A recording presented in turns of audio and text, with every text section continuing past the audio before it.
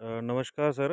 हमारा रोटावेटर अभी आपने चलाया नीफा कंपनी का, तो मैं आपसे थोड़ा फीडबैक लेना चाहूँगा कि आपको कैसा लगा, इसका रिज़ल्ट कैसा लगा, आपने चला के देखा, तो आप क्या कहना चाहेंगे इसके बारे में, थोड़ा सा ब्रीफ करिए। नमस्कार.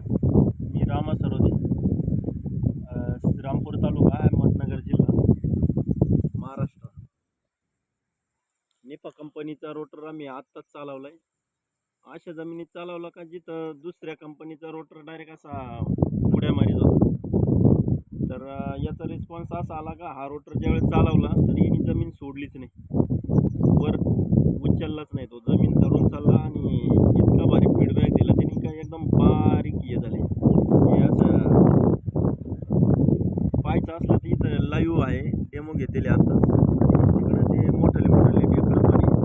आम्ही 45चा ट्रॅक्टर ज्यावेळेस लावला तर तो त्याच्यावर चालनाच.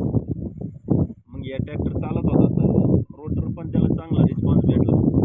आणि आजपर्यंत आपण जेवढे रोटर पाहिले तर निफा कंपनीसारखा रोटर आतापर्यंत आम्हाला पाहायलाच भेटला नाही.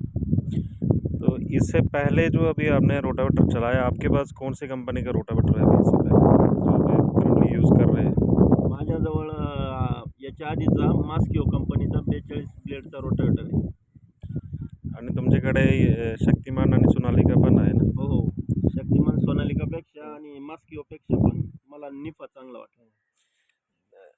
ते तिघापेक्षा तुम्हाला काय चांगला वाटला याच्यामध्ये, तुम्ही सांगू शकता की हे नाही, याला त्याच्यापेक्षा याची क्वालिटी पण चांगली आहे, वेट आहे.